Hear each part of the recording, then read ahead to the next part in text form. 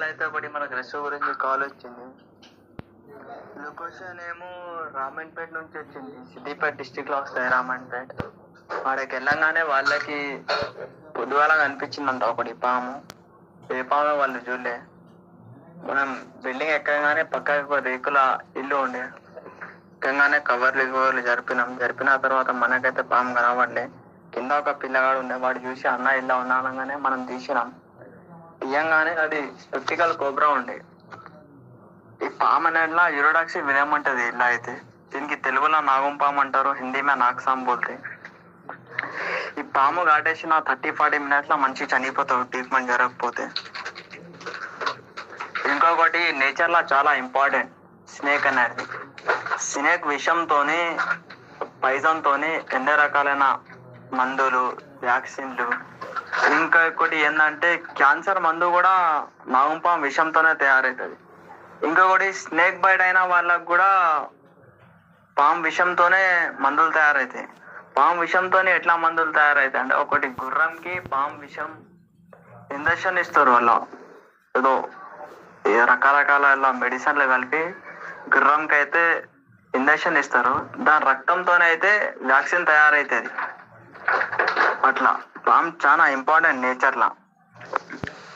ఈ పాము అవ్వలుగా నాకు కాటేస్తే యంత్రాలు మంత్రాలు చుట్టూ తిరగకుండా, మన టైం వేస్ట్ చేయకుండా మనం గవర్నమెంట్ హాస్పిటల్కి వెళ్తే మన ప్రాణాలు అనేది మిలుగుతాయి. ఈ యంత్రాలు మంత్రాలు చుట్టూ తిరుగుతా మన ప్రాణాలు పోతే కానీ లాభాలు ఏం రావు.